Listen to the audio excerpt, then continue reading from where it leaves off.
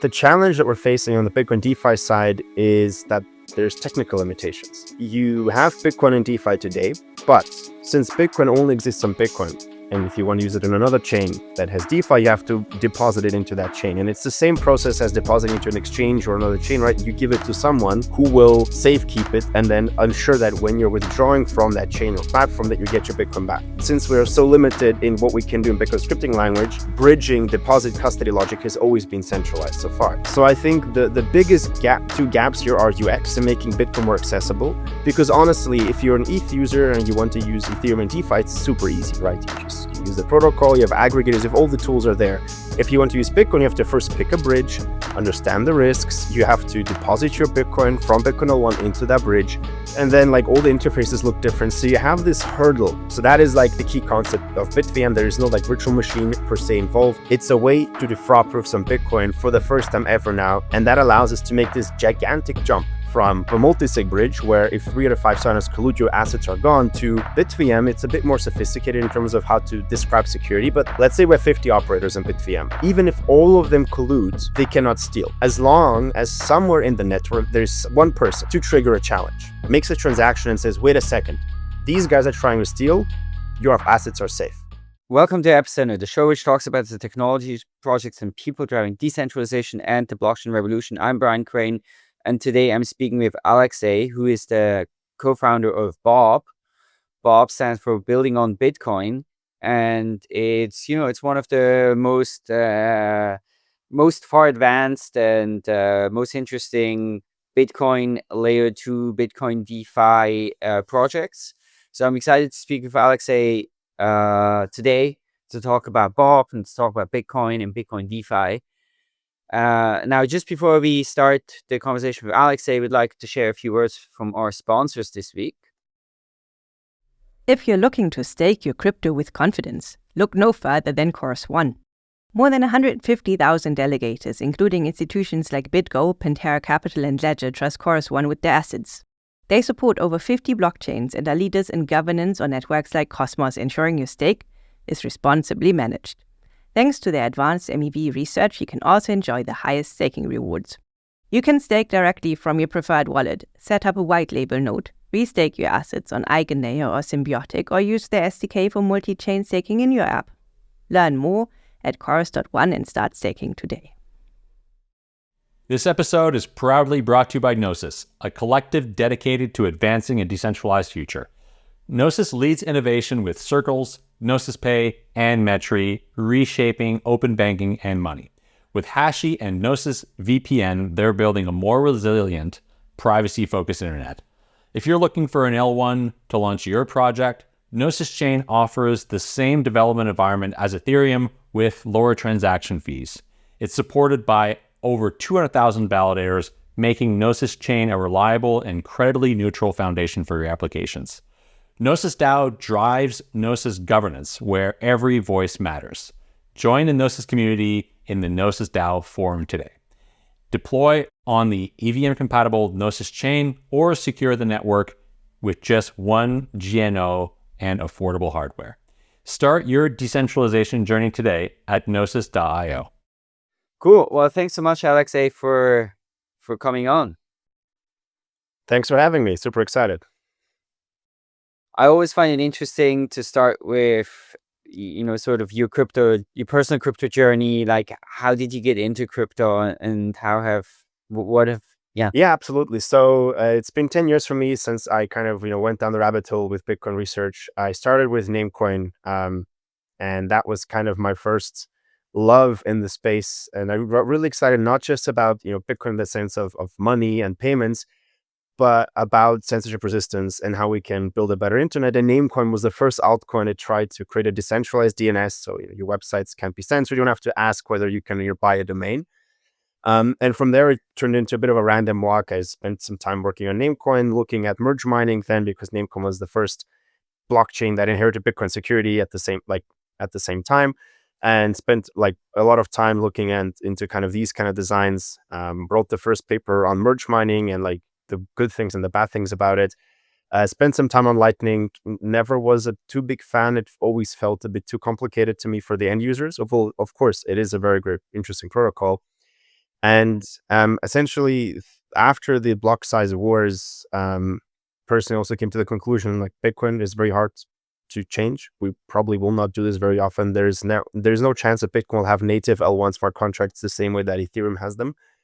So let's figure out how we can unlock DeFi or like more use cases for Bitcoin without changing the core protocol. So start looking at bridges, sidechain designs, and that's ultimately what led to us building Bob. And the reason we're building Bob and the reason for this, I guess, pursuit of something that previously was considered the holy grail, no longer impossible. Now we actually have a blueprint to achieve this. But the pursuit of Bitcoin DeFi has always been driven by the fact that, look, Bitcoin started this whole thing, right? It's the thing that kicked off this revolution in finance, that we have decentralization. We are trying to build a better, more transparent financial system.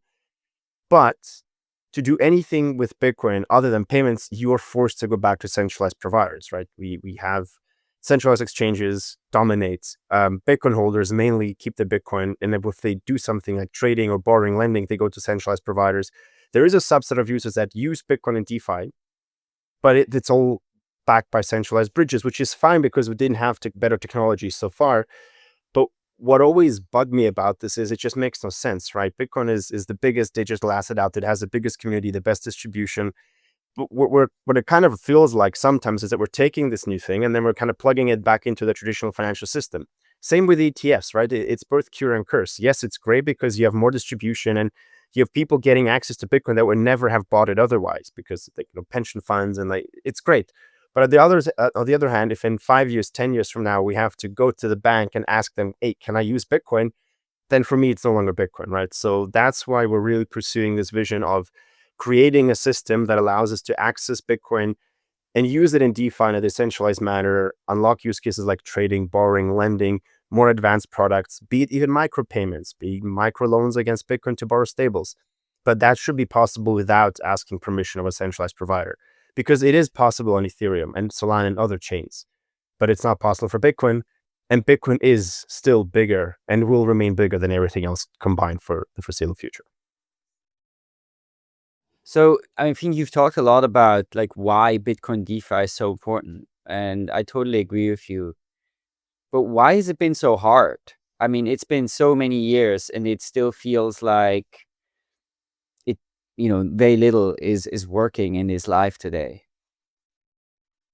Well, I mean, there's multiple challenges with DeFi, right? Even DeFi on Ethereum is still hard to use. I mean, we saw CZ from Binance admit, that's totally from Solana, admit that they've never used DeFi before. Ethereum Foundation is using DeFi for the first time, right? So you can see that it's still, a process. DeFi has not yet reached mass adoption. Bitcoin has, however, as an asset. So and then the subset of people who are Bitcoin holders and use DeFi is actually quite big. I would argue everybody who is using DeFi also has Bitcoin. But the challenge that we're facing on the Bitcoin DeFi side is that there's technical limitations, right? You have Bitcoin and DeFi today, right? But since Bitcoin only exists on Bitcoin, and if you want to use it in another chain that has DeFi, you have to deposit it into that chain. And it's the same process as depositing into an exchange or another chain, right? You give it to someone who will safekeep it and then ensure that when you're withdrawing from that chain or platform that you get your Bitcoin back. And on Bitcoin, well, since we're so limited in what we can do in Bitcoin scripting language, this bridging deposit custody logic has always been centralized so far. And you ultimately have multi-signatures. So you have 3 out of 5 signers, or even if it's like 30 out of 50, doesn't matter. You have a set of users that controls your Bitcoin. And that means that you're taking quite big hits in terms of on the security assumptions. It's no longer self-custodial. It's no longer risk-free. You instantly have the centralization bridge risk. And I think the bridge hacks over the past years have just, scared a lot of people from participating in this. Arguably, there's still a pretty big DeFi market for Bitcoin, right? If you look at WBTC, CBTC growing quickly, you have Bitcoin LSTs emerging. So there is clearly demand, and people always are looking for creative ways to get the best of both worlds. So optimize security to the extent possible, but then still make it usable. So I think so far it's been these two things, right? DeFi is still early per se. The UX isn't great. Bitcoin's user base is huge, right? 300 million plus users. Not all of them know DeFi. Most of them actually probably don't know what DeFi is. They probably don't know what an EMM is. They probably don't know how Aave works. And then, but how, like, so if you look at from that angle, okay, yes, like not like the percentage of Bitcoin holders that actually use DeFi is probably not as high as it should be. But then if you look at the DeFi user base and compare like that to like, if you basically look at, okay, how many of them actually have Bitcoin, or how many of them have used Bitcoin in DeFi using one of these wrappers, that percentage is actually going to be very, very high, because almost everyone is a Bitcoiner at heart, I would say. Everyone has Bitcoin, just like a lot of Bitcoiners have Ethereum and other assets, right? So I think the biggest two gaps here are UX and making Bitcoin more accessible. Because honestly, if you're an ETH user and you want to use Ethereum and DeFi, it's super easy, right? You use the protocol, you have aggregators, if all the tools are there. If you want to use Bitcoin, you have to first pick a bridge, understand the risks. You have to deposit your Bitcoin from Bitcoin 01 into that bridge. Okay, most bridges, like especially on the wrap BTC side, the big custodial ones, you either, if you want to actually mint the Bitcoin yourself, you have to go to a merchant, they'll KYC you, there'll be a minimum deposit, there's going to be fees. And then like all the interfaces look different. So you have this hurdle of like, okay, it's actually not easy to just get your Bitcoin into DeFi. And then that's also something we've been working to fix, just like make it super easy for an existing DeFi user to access their Bitcoin that's maybe in the ledger and they haven't used so far, but now want to actually experiment with it. And on the other end, it's of course the security challenges with, so far, all the bridges have been centralized.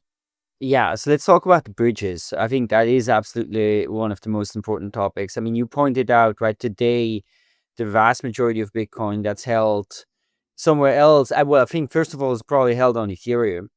And then of that, the vast majority is WBTC, which is BitGo version of Bitcoin, and then Coinbase's version of Bitcoin, CBBTC. So, but let's ignore that part for a moment. I'm curious about the other part, right? That's more in some kind of on-chain decentralized way. Like, what's the status there? What do you think are the best solutions? And which ones would you trust or prefer? Well, I think trust is perceived, right? There is no, it's subjective. It's user by user. Everybody has a different notion of trust. And that's also something Bitcoiners have learned. If you look at Lightning, for example, right? Yes, you can use it you can operate it yourself, but most people trust a provider than themselves with managing their keys and like managing the whole setup. You have a lot of institutions that will just not care about a minor security improvement, and hence will prefer to using a custodial solution with an institutional custodian where they just know the business that has the Bitcoin. But maybe taking a step back, as mentioned, right? If you want to use Bitcoin on another platform, whether it's a centralized exchange, Ethereum or Bitcoin layer 2, you have to deposit it into that platform. You're giving up custody. That's just how it works, right? You're always losing custody. And the biggest question of bridging is, how do I get the Bitcoin back? Like if I'm unwrapping or I've sent it to you, Brian, and then you want to unwrap and get the Bitcoin back that you've purchased on Bitcoin 01, how do we enforce that? And in the ideal case, right, if you look at chains like ecosystems like Cosmos and Polkadot, which specialized like in being interconnected with each other, having these chains interconnected, what you do there is you have two chains that verify each other. So when I'm locking my Bitcoin to, let's say, Bob as a chain will verify that the Bitcoin has been locked. And then when I'm withdrawing, so I'm burning the wrap BTC on Bob and I'm getting them on Bitcoin should verify like, oh yeah, you're burning this on Bob, here's your Bitcoin back. Like, and you should have a smart contract on Bitcoin that manages the custody of the assets while they're bridged. Now, the problem is that Bitcoin just so far could not do that.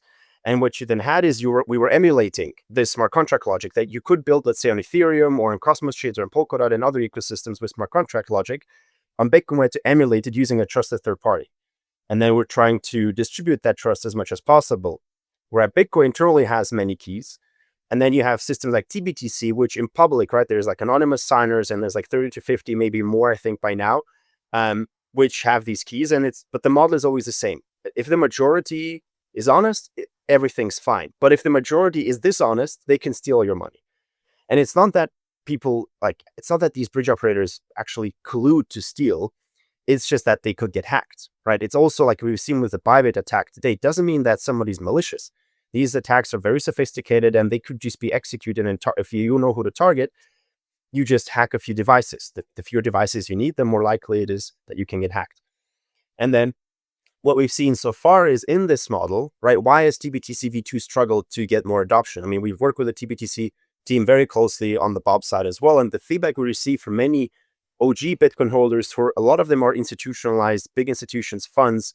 For them, the security upgrade between a trusted multisig, where you have a company behind it, like BitGo's, RapidTC, or Coinbase's, to, okay, it's a multisig, but now there's more signers, but I don't know who they are.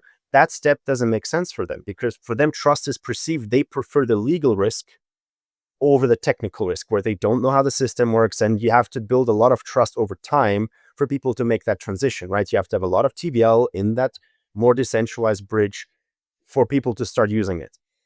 And it's just like with yield as well. Big institutions, right? They don't move their Bitcoin unless there's a big opportunity or big improvement. And same with bridges. Unless there's a big improvement to a multisig controlled by a custodian, they're not going to budge. And that's where BitVM comes into play. That's where basically we're looking at, there's like light at the end of the tunnel. We now have a way to move away from multisig designs on Bitcoin and transition to a system which is very close to this light client design, where Bitcoin actually verifies that you're withdrawing back onto Bitcoin layer 1 from the layer 2. And with BitVM, you have this model that it's basically, for those of you who are not super familiar, a good comparison is Arbitrum on Ethereum, right? Or Optimism on Ethereum. It's a fraud-proof based design. And the key concept here is that we run some execution off chain, we run the verification off chain, and if the operators misbehave, they can be challenged and we can prevent theft. So that is like the key concept of BitVM. There is no like virtual machine per se involved. It's a way to do fraud proofs on Bitcoin for the first time ever now. And that allows us to make this gigantic jump from, okay, you have a multi-sig bridge where if 3 out of 5 signers collude, your assets are gone, to, okay, in BitVM, it's a bit more sophisticated in terms of how to describe security, but there's 2 things we can look at. Let's say we have 50 operators in BitVM. Even if all of them collude, they cannot steal. As long as somewhere in the network, there's one person, this could be you, me, anyone, the person who's using the bridge at that moment, to trigger a challenge. As long as somebody within the period of time, let's say a few days or a few hours, usually we work with like 7 days, makes a transaction and says, wait a second, these guys are trying to steal, your assets are safe. And even if all 50 of them collude, the worst thing they could do is basically hold your funds captive. They can freeze your money, but they cannot steal it, meaning that the incentive to collude is actually very low. And the game theory behind it becomes quite interesting, because if you have 50 operators, they don't know if if they're trying to collude, try to collude and coordinate around 50 people that are anonymous, where if any one of them decides to actually be honest and not attack the system, they'll kick out everybody else and penalize them and to actually make money off this. So that, from game theory perspective, makes it very, very hard to even run a coordinated attack to freeze funds. And then, of course, stealing is just almost impossible. And that is such a huge security upgrade that we think, okay, that is something where over time people will transition over as we build trust in BitVM, because it's just such a jump from, okay, 3 out of 5 can steal, to, right, as long as one person's online, my assets are safe. I want to understand a little bit better, BitVM and what BitVM is. I mean, you mentioned 50 operators here. But BitVM, first of all, it's not an upgrade to Bitcoin, no? There's no changes to Bitcoin itself. Correct. The beauty of BitVM is that it works with Bitcoin as it is today. Of course, like any additional opcodes on Bitcoin make it easier and help us. But you don't need to change Bitcoin. And that, I think, is what makes it so exciting. Like, it works as of today. And then BitVM is what? It's some kind of standard for how you write scripts that and have them verified on Bitcoin, or how does it work, BitVM? So if a very good example of explaining BitVM is let's say we want to run like a multiplication program in Bitcoin, and right, very simply want to multiply 2 numbers, and let's say it's a difficult task like multiplication. Of course, like We wouldn't use it for multiplication, use it for more advanced things like bridges, but let's use multiplication as example. Now, what the first thing we have to clear up is what many people don't know is that using Bitcoin script, you can write any program. You can do universal computation in Bitcoin script, but it's very inefficient. And the way to think about it is something that is maybe fine lines of code in Solidity is going to be like 1,000 lines of code using Bitcoin script. And that means that, with these, like, it's just so much bigger. So for example, if you want to write, like, multiply two numbers on Ethereum, you just write A multiplies like times B. You don't think about how to build multiplication. It's just a function that's available, right, to you as a programmer. Super easy. You don't think about it. Well, in Bitcoin, you actually have to build it yourself, like using logical gates. You actually have to build your multiplication, which is just super inefficient. You can fit like 3 multiplications in a single Bitcoin block if you write them out all yourself, which is, right? So, you can think about it as like you're just adding the numbers instead of actually multiplying. So that's the limitation. But in theory, we can write anything. And so what we do in BitVM is we take a program and we basically, let's say this multiplication program, we split it up as we would in Bitcoin script. So let's say, like, while in Solidity and Ethereum, it's like one line. In Bitcoin, it's like you just add. So let's say we're multiplying 2 times 10. So in Bitcoin script, you'd basically, and again, I'm oversimplifying this to visualize it, but you'd be like, okay, 2 plus 2 plus 2 plus 2 plus 2 plus 2 plus 2.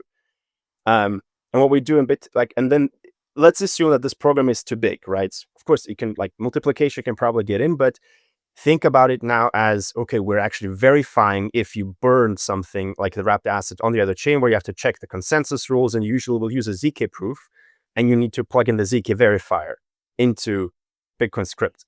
And that ZK verifier is currently, it's down to 400 megabytes, but it's still way too big. It doesn't fit into a block. A Bitcoin block is 4 megabytes in size. Like, we've really optimized it. It just doesn't work. So what we do is we chunk it up. Just like with this multiplication example, we take it and we split it into subprograms that if you run them all after the other, you get the same results. And then what we do in BitVM is we say, okay, you will now, as an operator, you're going to commit using on-chain commitments that, and this is what we actually do in script, that you're going to run exactly this program. Like, you and I will agree you're going to run exactly this program. Let's say it's this, again, multiplication example. You and I agree that you're going to run this multiplication on off-chain, and then you're going to give me the result and post it on-chain. And then as an operator, you're going to run it. So you've multiplied 2 times 10, and then if you write 20, I clearly can verify it. It's correct. You ran exactly the program that you're supposed to. We're good.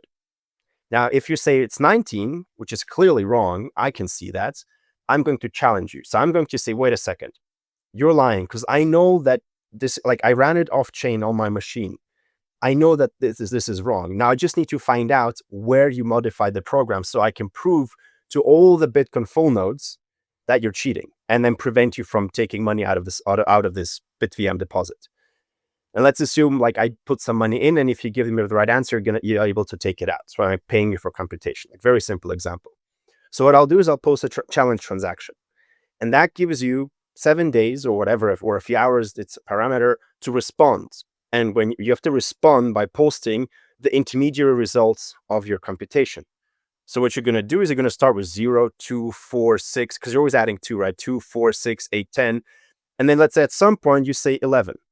And then it's 30, 15. So you clearly, that's wrong. Like 10 plus 2 is not 11, right?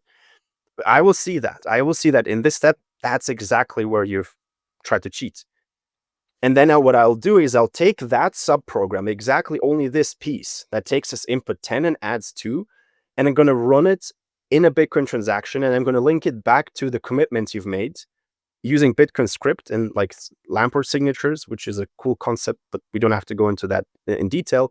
But what this allows me to do is I can prove to everyone on Bitcoin that you've cheated, because I can show, look, you're saying that running this program gives 11 as a result, but it's actually, if I run it on chain, all the full nodes will check it, it's 12.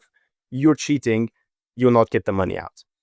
And now if we take a step back and think about the bridging, in the bridging case, you could be trying to manipulate the recipient address. So you're, as an operator, you're supposed to send a Bitcoin to me, but you're sending it to yourself, right? And since we know exactly what the program should look like, because we've agreed on, like, this is what you're going to do, you committed to it on chain with using like on-chain commitments, I can always prove that you're cheating. And the cool thing is this only requires 2 transactions, right? I challenge, you respond, and then I prove, and we're done. And these transactions are not cheap, but I can guarantee that every Bitcoin full node will know that you're misbehaving and prevent you from accessing the funds, which in the bridge case is very good, because that means you as an operator, if you're trying to steal funds from Bitcoin, I can prevent you from doing that. I will invalidate your attempt to withdraw, basically. Yeah, so the CK verify was like 400 megabytes. So like you would break it into like, I don't know. I mean, 400 parts of 1 megabyte or something, or Actually, I got it wrong. So it's 1 gigabyte in size, and just in current practice, right, where it's currently the sizing is 1 gigabyte after optimizations, and what we're doing is we're breaking it into chunks of 400 kilobytes. But these chunks could be maximum 4 megabytes in size. But then there's like a balance between like, do you make the chunk smaller so it's cheaper for me to challenge you and to prove you wrong, or do I make it cheaper for the operator to respond? Like there's some like parameters that you can move back and forth. But that's basically the idea. if that challenge happens, 400 kilobyte, okay, that's like a tenth of a Bitcoin block size. So, okay, probably pretty expensive. Or how much does that cost in terms of fees?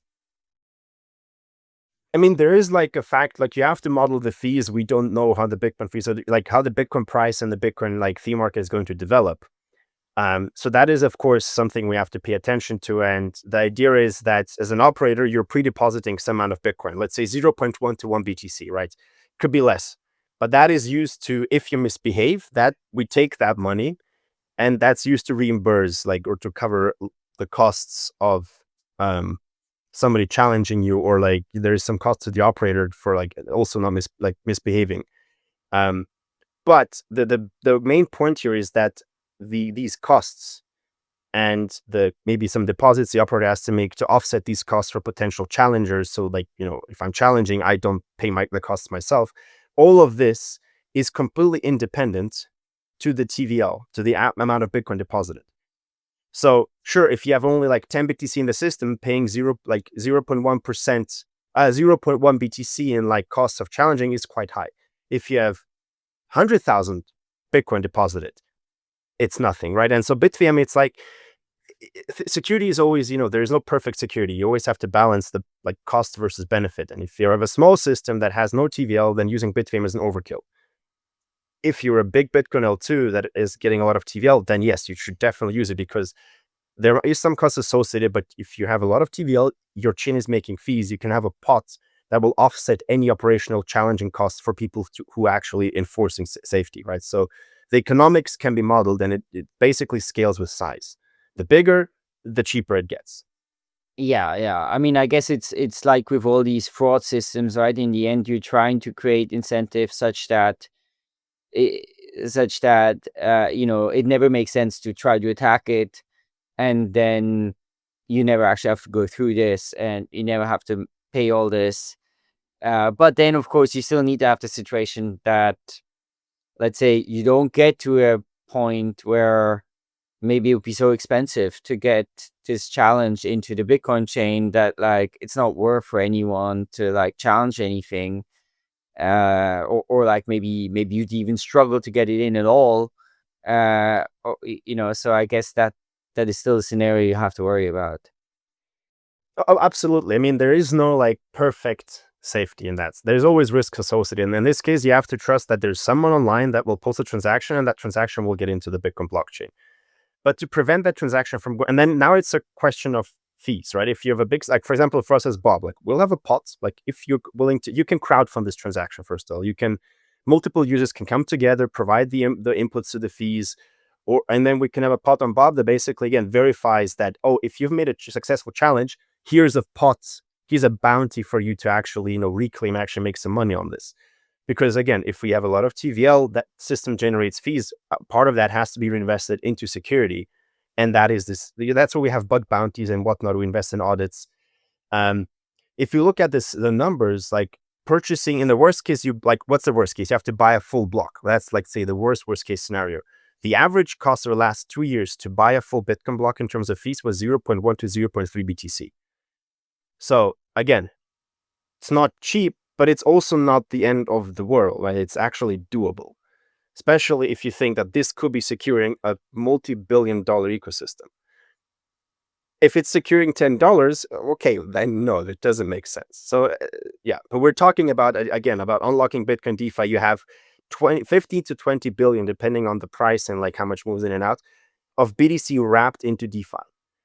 $5.5 billion staked in Babylon. With these numbers, it's already worth it, right? So we're just at a stage where there's so much demand for Bitcoin DeFi that using BitVM, it's like we're past this kind of hurdle of, are we sure that people want to use Bitcoin and DeFi? Are there enough people are going to bridge in? So what's the status with BitVM? So today there's no bridge live, right? That leverages BitVM, but are there like a bunch of different people building bridges, and what's the timeline here? So BitVM bridges are currently in testnet state already. So right now they're on testnets. You've seen prototypes live launch end of last year. So in Q4, we had a few teams, including us, showcase like, okay, here's the transactions, like the system is already working. And now it's all about like fine tuning it, cleaning up the code, audits to get to a public testnet. And depending when this podcast is airing, there may or may not be a public testnet for BitVM already live. And then the way we kind of see this is we're expecting rollout to happen throughout this year. You'll probably see systems initially launch with training wheels and then gradually remove all the additional safety mechanisms so you fully rely on this prove or verifier logic. I mean, yes, sure, it's taking a while, but if you look at what we've actually done is we've created a system that can allow like trust minimized Bitcoin bridging and rollups. It took Ethereum 5+ years to get to that. Bitcoin is moving much faster because a lot of the ZK stuff is already there, right? A lot of the infrastructure is there, so we don't have to reinvent it from scratch. The interesting part is the ZK rollup thing, or like the ZK component within Bitcoin L2s, like within BitVM. It's different that it's not a ZK rollup, right? We're actually just using it as a pre-processing step. Instead of, I could plug in the whole computation, right, from the EVM into that BitVM part, but it's just going to be it's going to be huge and inefficient. And with the snark, we just standardize it, right? You always get the same thing, which is constant in size, and it allows you just to kind of plug in different computations. So for anything where you can generate a snark proof, it works with BitVM. That's kind of the way to think about it. And what we expect to see is mainnets later this year. So I mean, on our side, we're going to start rolling it out, and after the audits are complete. And it's going to take a while, realistically speaking, because I don't expect everyone on day one to throw money at this. Oh, I'm going to bridge in with it using BitVM. There are some UX components that need to be fine-tuned, and people need to build trust. Like, how many people can actually look at a ZK verifier and tell you, oh yeah, this is secure? Not that many. So it takes time to build a community of developers, auditors, open source contributors that have looked at it and have said, okay, this is safe, I'm going to use it. And then you have the degens coming in because they're excited about it. And though our approach is also here working with institutional partners from day one. In fact, we're already working with a big group of institutional partners to educate them about BitVM, but also understand how could this BitVM system fit into their current setup.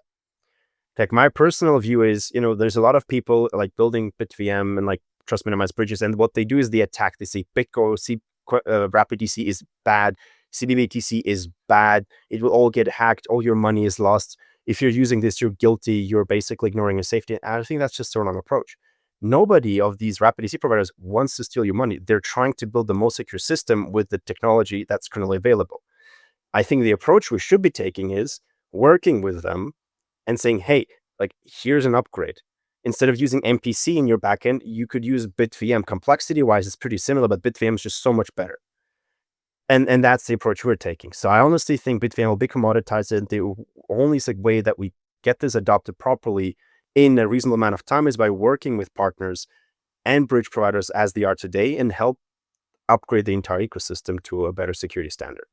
That will take some time, but we'll see BitVM on mainnet in 2025 for sure. Okay.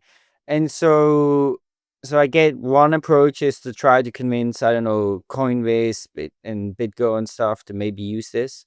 Now, for Bob, so do you guys, because you mentioned also, okay, there's different operators. So will those be specific to Bob, and you're gonna have like the Bob Bitcoin, which is a version that's like bridged over with BitVM, and then I don't know, some other rollup will have their own, or like, because I think like one challenge you end up here, right, is you could end up with like a whole bunch of different, Bitcoin versions that are kind of bridged in different ways that, maybe kind of similar security underneath, but maybe not exactly identical. Or like, how do you see that? Do you see like lots of versions, or I think, can there be like one version of BitVM that's like, one token that really gets a lot of traction?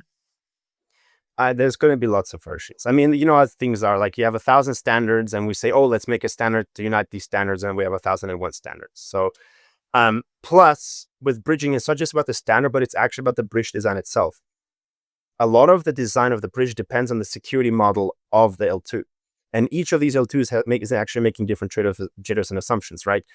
Like in our case, for example, with Bob, we're building a hybrid.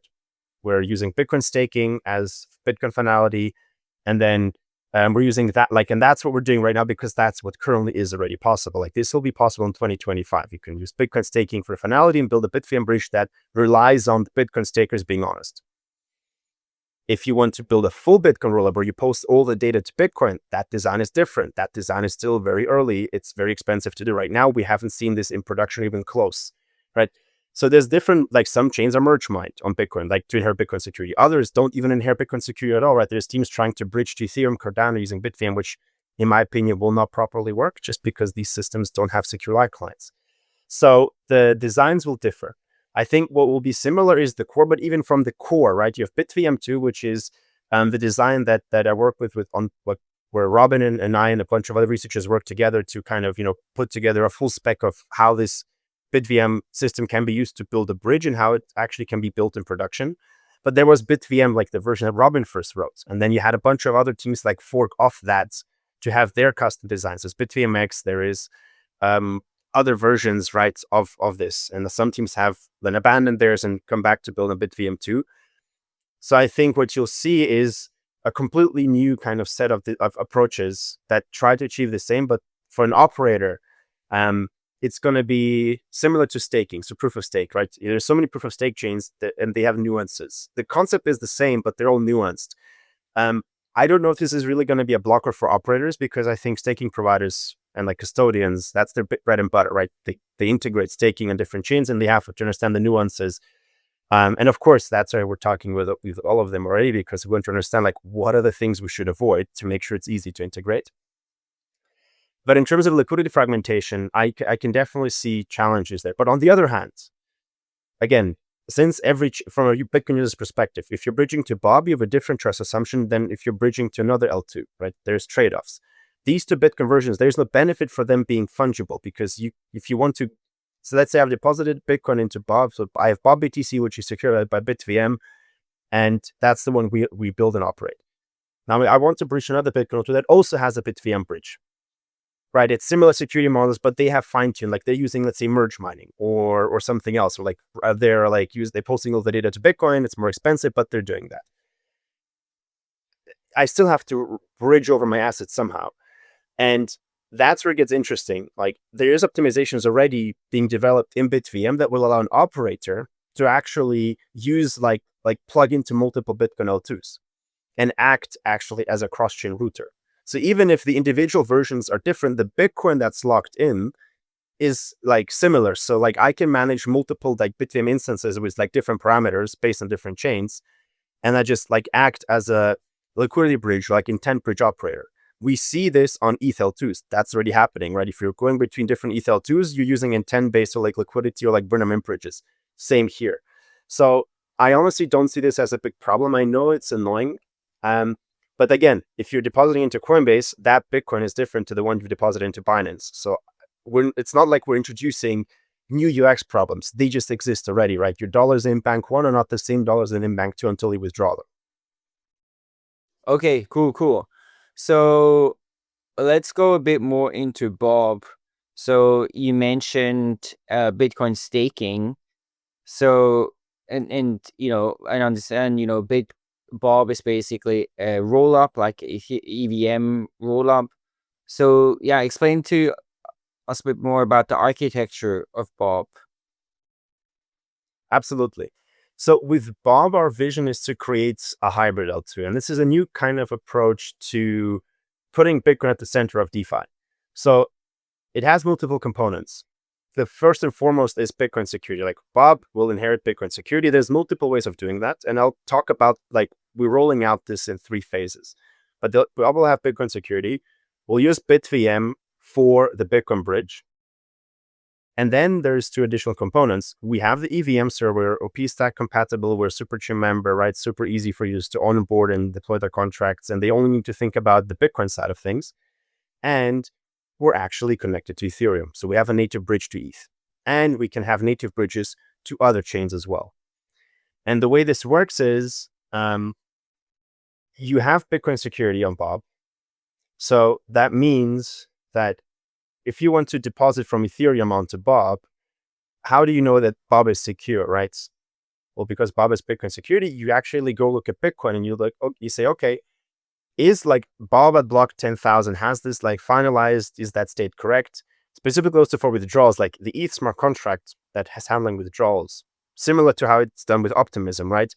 Right now in Optimism Arbitrum, it will check for ETH fraud proofs. Has it been a fraud proof on Ethereum within the last 7 days to prove that the Optimism chain has failed? If no, you're good, take your assets out, back to Ethereum. Now, what we do there, instead of looking at ETH fraud proofs, we modify the contract to run a Bitcoin-like client. And that like client on Bitcoin, what it does, it looks at the Bitcoin blockchain and can track what's going on there. And then we'll just look at, okay, Bob at the block, Bob block 10,000, we can see that it's finalized on Bitcoin. You can see a Bitcoin transaction. And for example, in the case of staking, you'll see that, okay, it's been signed off by the majority of the Bitcoin stakers, and they can track and see how much Bitcoin stake is committing to that. And if you're using BitVM for that in the future with fraud proofs, you can also check, okay, there's no fraud proof on Bitcoin. But the cool thing is you're doing this all from within the ETH smart contract. So on the Ethereum side, you're verifying Bitcoin. And that's been possible since 2016. Super easy to do. It's been running in production for ages. Bob has one, and like TBTC is using such a light client. So that means as an ETH user, when you're bridging into Bob, you're trusting Bob's Bitcoin security model. And if there's one thing that we're, as a Bitcoin maxi, ETH maxi, Solana maxi, we can all agree on, if there's one thing, it's that Bitcoin is secure. If Bitcoin goes belly up, we all go home, right? That's the assumption we make just from practical perspective. Every day we go to work and build in this ecosystem. If Bitcoin breaks, we're all gone. Like this will not survive. So it's a very easy kind of sell to make to people. Like instead of, trusting another interoperability layer or another blockchain that is supposed to do interoperability, okay, just trust Bitcoin. That's the one thing we're already trusting. And since Bitcoin is so easy to verify, every smart contract capable blockchain, be it ETH, Polkadot, Cosmos, Avalanche, Sui, Aptos, Move, Bearer, doesn't matter. They can all verify Bitcoin. And that means we can have native bridges to all of these chains secured by Bitcoin. So what does that mean? This means that an ETH user can deposit their ETH into Bob, trade it against Bitcoin, but also trade it against to buy, let's say, Sol. And then you can always withdraw back to the underlying layer 1 as long as Bitcoin works. And yes, you have some levels of, okay, is it Bitcoin staking? Is it full Bitcoin rollup, right? But ultimately you're trusting that, this Bitcoin security model is operational. So that's one thing. So you can basically, instead of if you think about how do people trade Sol against ETH or Sol against Bearer, they'll go to Binance. There is no other really efficient way to do that. In the future, they'll be able to go to these hybrid L2s like Bob and just do it there, because you can deposit, swap, withdraw without having to worry about trusting Binance, you're trusting Bitcoin security. And then at the same time, from Bitcoin users' perspective, and that's what we're focusing on right now is, okay, I have Bitcoin, I want to use it in DeFi. I can one-click deploy it into Bob, because Bob has one-click Bitcoin staking products. We can one-click deploy into different Bitcoin strategies. That's independent from the bridge that's built on top. But then I can also say, okay, I actually want to use it on Ethereum or on Solana. There's an opportunity for me to earn yield on my Bitcoin on Ethereum. Of course, you do your own research, be cautious. There's always risks. If you're bridging to Ethereum, you're trusting ETH, right? That needs to be clear. But that deposit process of from Bob to ETH, that's secured by Bitcoin. So I don't have to trust another bridge for me to be able to access Ethereum from Bitcoin. So Bob has the most secure version of BTC bridged using BitVM, and that can be then accessed on Ethereum. And then the cool thing is you can manage this all from within Bob. So you can have vaults that, deposit this into Ethereum DeFi products like Aave, Morpho, Pendle, same with Solana, same with Bera. But the connection, like the actual process of, okay, you have Bitcoin on Bob and now we're moving into ETH, that part is secured again by Bitcoin because we're using this bridge that is native, that verifies that, okay, everything that's going on Bob is secured by Bitcoin, so we just check that. And so your trust is now Bitcoin security and Ethereum, or Bitcoin and Solana, and which is arguably better than anything else. So, but just to clarify this a bit, right? Because in the end, so you guys are planning to use Babylon, right? Or when you say Bitcoin, I mean, because you're saying like, okay, Bitcoin security, but I mean, it's not comparable, right? In the security properties to, I send a Bitcoin transaction to you and it's just a normal Bitcoin transaction. It's the same chain and it's in the block and now it's 6 blocks deep. And we're like, well, that's a different. So there's trade-offs, right? And basically these trade-offs are also canonical. So the way that Bob is approaching this is right now in phase 1, we don't have Bitcoin security. We're an ETH rollup and we focused on building out this tech with BitVM and integrating Bitcoin security. But on the product side, we focused on one-click deployments, improving the Bitcoin DeFi UX, working with tier 1 DeFi protocols from Ethereum to actually make it easier for them to accept L1 deposits from Bitcoin. So instead of you going to 5 different bridges, one click and you can go into any strategy. So that's been the focus. And that's basically, so the idea that I put my Bitcoin into, I don't know, some vault or something on Bob. I mean, do you guys then try to deploy, Aave and Morpho and all of these kind of DeFi protocols on Bob itself? Or you're trying to somehow give people access to DeFi on other chains via Bob? Both. So in this phase 1, right, it's while the tech is being developed, we focus on product, with two kind of verticals, the core tech with Bitcoin security and BitVM, which is now hitting testnet, and we're entering this phase 2 in 25. But so far we focused then on the product side of, okay, building the Bob DeFi ecosystem, having the best DeFi primitives, right? We have Uniswap, for example, working with the top lending markets to build a base DeFi layer on Bob. But then also when releasing a new product, these vaults that I mentioned, that's a new thing. And depending when this podcast, we're releasing it today, tomorrow. So it's called Hybrid BTC. And these vaults allow you then to deploy your Bitcoin from Bob into positions, let's say, selling APY from Bitcoin staking LSTs on Pendle for fixed yield, getting it back, and then you can use them on Bob again to use it in Bob as collateral, to trade it, to lever up, whatever. So you basically, you get these yield-bearing representations of Bitcoin. So that Bitcoin is staked on Ethereum and you can now do something with it. And it could also, the same can be an LST that's also staked in Babylon. So you can build different layers on top, which of course incurs risk without question. But there is clearly demand for it and people have to, make an assessment of what they want to do with it. That's phase 1, right? That doesn't have Bitcoin security. That's just pure product validation. Do people do that? And it works with all the big RapidDC and Bitcoin LST providers. And in phase 2, because you're correctly, you pointed out earlier, Bitcoin staking is not the same as Bitcoin L1 security. That is true, almost true. So there is a trade-off in Bitcoin security, right? So in phase 2, what we add is Bitcoin staking. We're working with Babylon. And this means that you have a couple of $billion worth of Bitcoin that is staked and securing that system. So as long as the TVL of Bob doesn't exceed that, we're fine, right? Because then if you're stealing, if these stakers try to misbehave, they will lose their Bitcoin. The private keys are revealed. If you double sign, if you're trying to create a Bob fork, you're signing twice for the same block. The way Babylon staking works is it has a cool trick where your private key will be revealed on Bitcoin, so your Bitcoin are lost. And what we do with Bob then is, as an ETH rollup, right? It's actually a bigger upgrade that's happening, but we become a ZK rollup, right? We transition to a full ZK rollup on Ethereum as well. So for ETH users, we're a ZK rollup, right? In phase 2. But for Bitcoin users, we add this Bitcoin staking component. So then the Bitcoin stakers, they verify that what the sequencer is doing. So when the sequencer is producing the proof, we send it first to the stakers that have Bitcoin stake. They verify it and then they sign off. And only if 2/3 of the Bitcoin staked has signed off, we can then post it to Ethereum, and Ethereum will actually check that it's not only that it's valid proof, but it's been approved by the Bitcoin stakers. Because we're merging like the Bitcoin security and the ETH security in this model. And we do that, we add the Bitcoin security for, okay, Bitcoin finality, faster withdrawals, but also because that's how we can build a BitVM bridge. Because in BitVM, what we verify on the BitVM side, on the Bitcoin end, when you are verifying whether, okay, I'm withdrawing from Bob, is you're verifying the ZK proof, but you're also checking, like, you need to know, like, because I can give you two proofs for different states and they're all both valid, right? But I have two different transactions in them. But might be conflicting. So you cannot detect, like, I can give you a valid proof, but you won't know if that's the actual chain of Bob.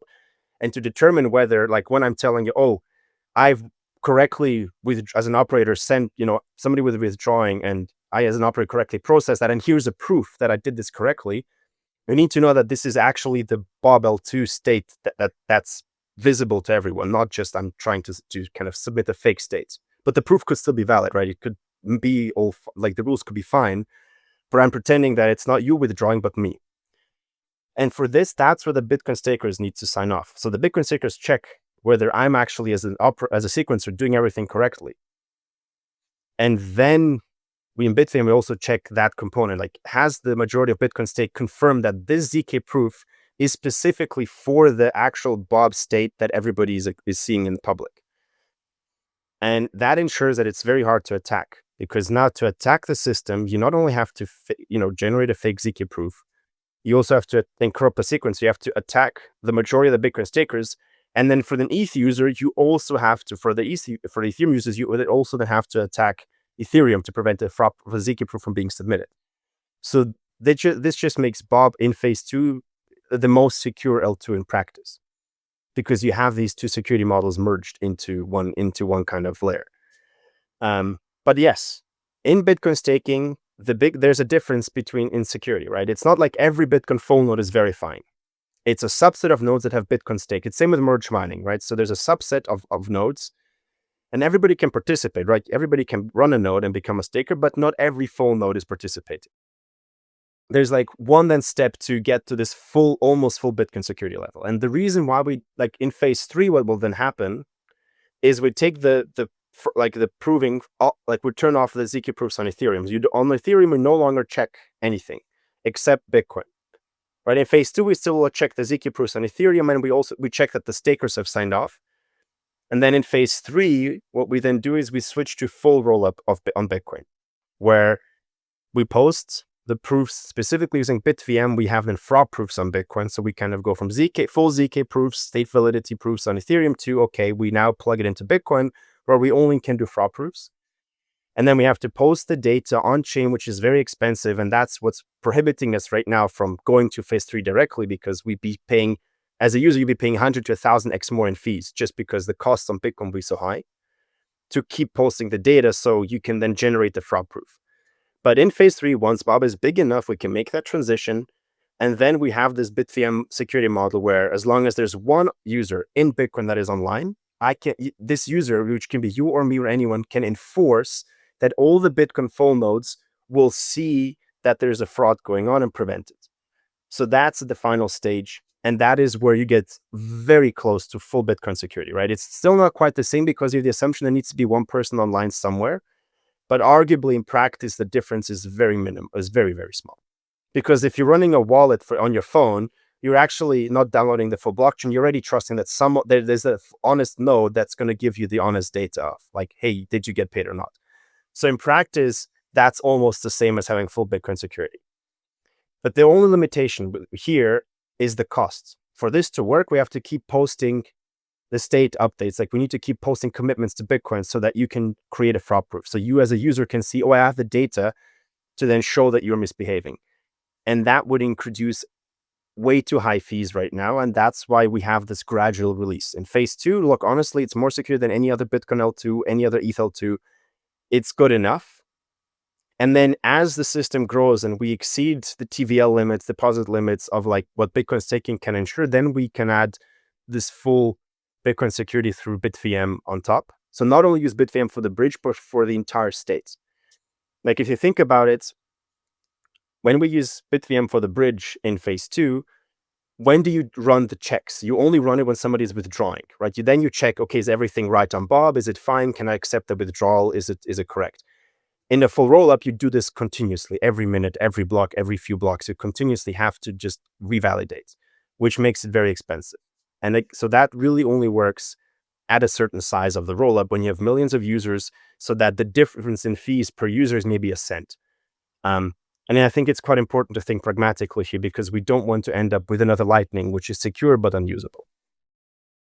One thing I'm curious about, I mean, today, actually, one of the largest Bitcoin versions on Ethereum, or like outside of Bitcoin, is, and I guess it's the largest one that's not like custodial really, is like Lombard Bitcoin.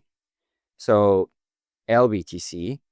Well, with all due respect to the Lombard team, they're a great team to work with Lombards, but it is custodial. So I think it's very important to clarify everything today is still a multi-sig, it's institutional custody, and you can do it in a very secure manner, but you still have this custodial aspect behind it. Like that is always present. So, but I'm still curious, basically, whether you think, like, I mean, I think you are working on decentralizing this as well, or like if you have some kind of basically LRT type token, like a Lombard Bitcoin, that okay, now it's like bridged somewhere else, but it's also accrues some Babylon points and Lombard points or tokens, and maybe it's used, it's kind of like it can be yield bearing, even before it's being used in those other chains. So that seems pretty compelling, probably, I imagine, for a lot of users. So do you think of something like LBTC also as like a version of bridged Bitcoin, or you think that, or like, how do you think about this?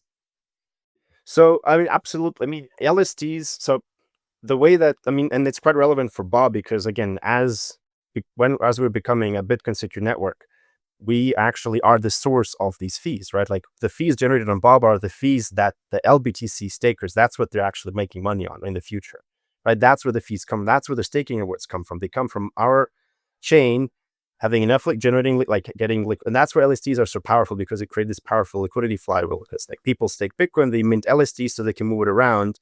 It's a yield bearing asset, right? That's getting fees for being like locked into staking, just like on Ethereum, but in this case on Bitcoin. And then you put them on Bob. And in DeFi, this creates volumes, this generates fees, which pays the staking rewards. The more fee volume, the more fees, the more yield, like staking rewards for Bitcoin.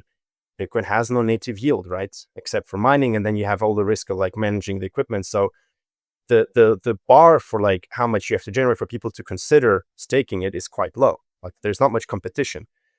So again, it will attract more Bitcoin to be staked. And Babylon already has like 5.5 billion, right? So this will keep attracting more BTC that will get minted as an LST using, for example, Lombard is one example of a Bitcoin LST that is staked into Babylon, which can be used on Bob. The more TVL, the more fees go back. And again, that attracts more liquidity. So you basically start cycling the liquidity. So the LST is a version around Bitcoin, because the Bitcoin is custodied. It's staked into Babylon, but it is also custody because it's not the users managing their own staking deposits. You basically, the way it works, you're delegating to the LST provider, who then has either their own finality providers or they delegate to other finality providers in partnership. And then basically it's like delegated staking, and then they give you the LST. So it's basically like Lido, right?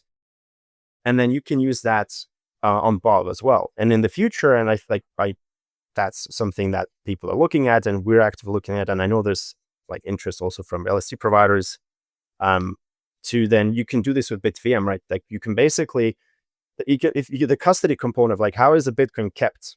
Like, yes, it's staked into Babylon, but like who makes a stake? Who actually has the Bitcoin and then stakes it?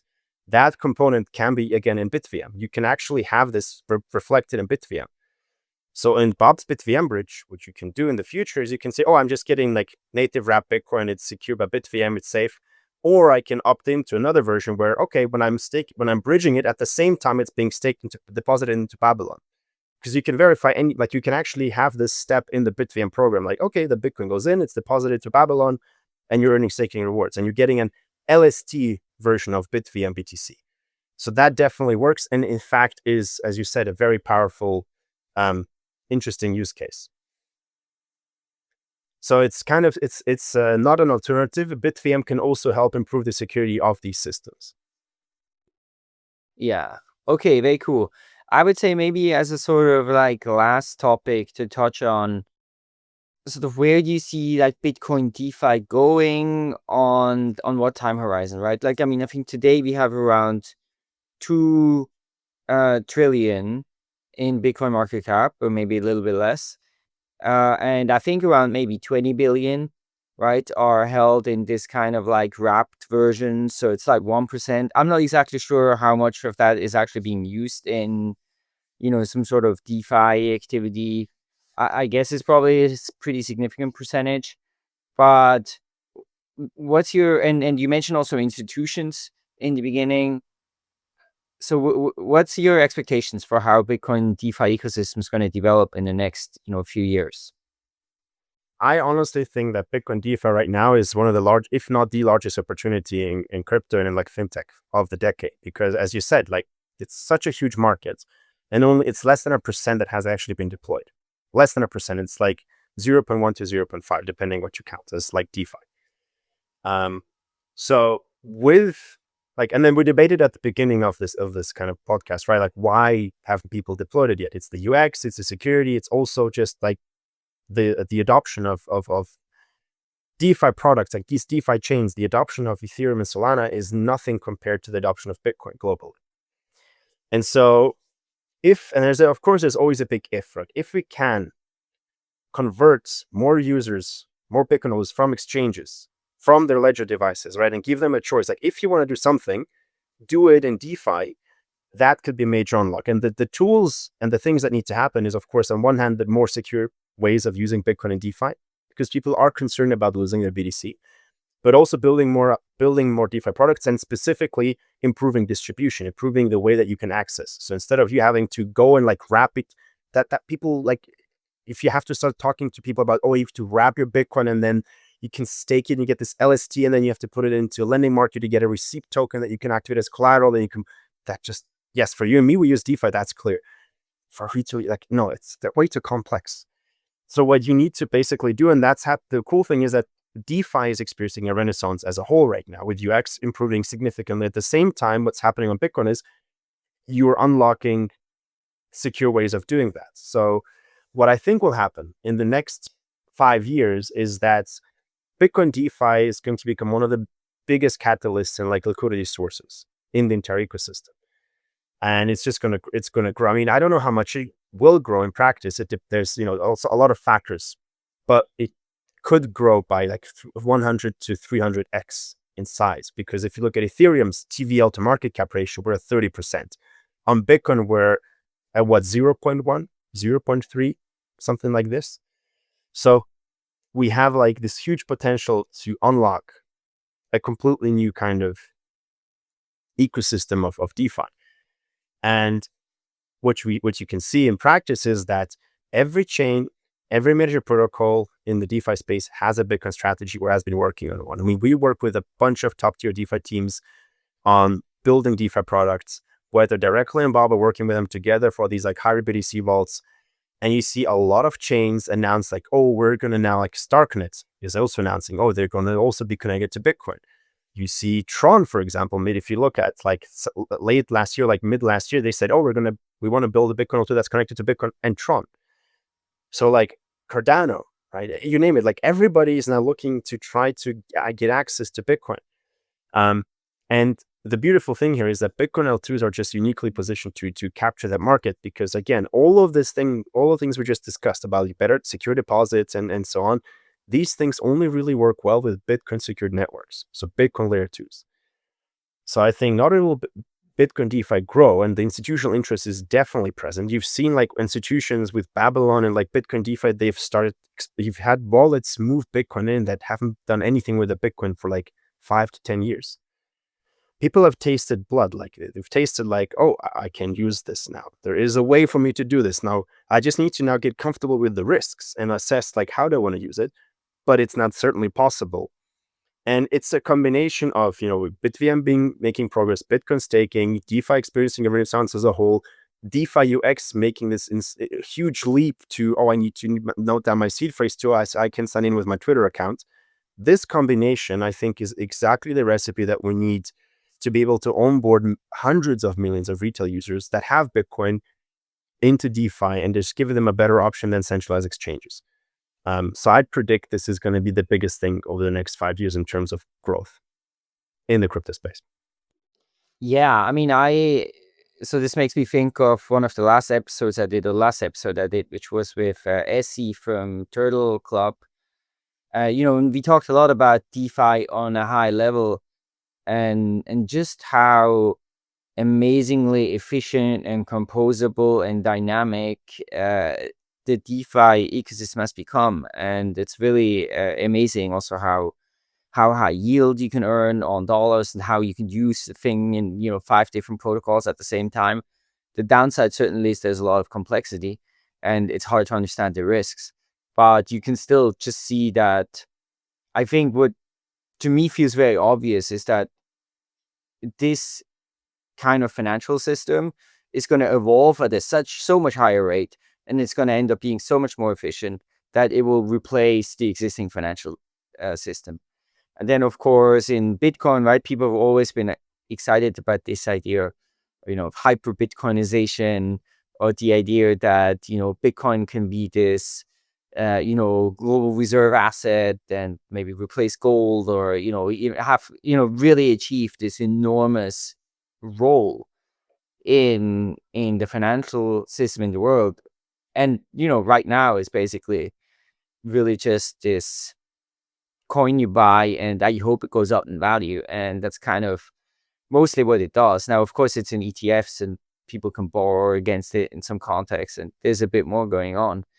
But yeah, I do feel like that kind of merger of DeFi and Bitcoin, I mean, it's first of all crucial for Bitcoin to really have a shot at becoming this crucial building block of the financial world.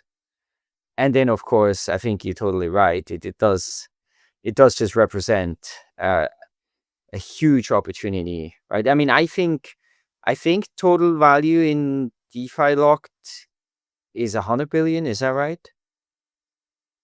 I might be wrong. You mean like in Bitcoin locked or in total? No, TVL in of DeFi? total DeFi. Yeah, I'm looking at DeFi Llama. It's like 107 billion. Right, exactly, right. So then you're basically, yeah. So if you're certainly very feasible, right, that Bitcoin starts to make up a very meaningful percentage of that, within, maybe the next 2 years or so. Yeah, I fully agree. Like if you just compare the numbers and the dimensions here, right? Like the thing is, yes, like Bitcoin is so fascinating because yes, it's a hard market. It's hard to grow in that market. You have to spend a lot of time, build a lot of trust, and you have to be in for the long game, right? I've seen like when we started Bob, and we kind of were one of the first, if not the first, to go out and say, look, you know what, we're going to give this another shot. Like I know there was other teams like working in parallel, but at that time maybe like there was 3-4 teams working in stealth and like trying to have another shot at Bitcoin L2s. Now you have over 75 Bitcoin L2s, right? And I think there's also, of course, many people who now see this as a big opportunity and want to come in and say, oh, well, let's make some quick money. Let's build this out quickly. That's not how Bitcoin works. Like if you're trying to come in, just pump the numbers and then, expect this to scale from 0 to 1 within a month, Bitcoin's going to chew you up and spit you out. Like Bitcoin you're playing at the high stakes table. But if you win in Bitcoin, you win the entire market just because of its sheer size, global adoption, dominance. I mean, the brand itself alone, right? If the news talks about crypto, they talk about Bitcoin, except when they specifically mention the ETH ETF. Otherwise, it's always Bitcoin. Bitcoin price is going up. Bitcoin price is going down. Oh, something happened with Bitcoin. Nation state adopts Bitcoin reserve. It's always Bitcoin. And if you just look at the numbers, right, the total, like the entirety of DeFi today is merely 5% of Bitcoin's market cap. So I think, if we can get this to work, that is probably the best way to not only, make Bitcoin more useful, but it's probably the best way to actually take DeFi mainstream using Bitcoin rails and the trust that Bitcoin brings with it and just the global adoption and the recognizability to just get more users into DeFi, get them on chain. Cool. Well, thank you so much, Alexei, for coming on. Really enjoyed this discussion. I think it was great to learn more about BitVM and just the power there regarding bridging. I think that sounds very cool. And I also really enjoyed hearing kind of like the vision of how you see Bob play, Bob launching and then evolving using Bitcoin security in the future. So yeah, thanks so much for coming on. Super excited about this, this part of the crypto space. And I couldn't agree more that there's going to be enormous opportunities and growth here in the coming years. Cool. Amazing. Thank you for having me. Really enjoyed this one. Bye-bye.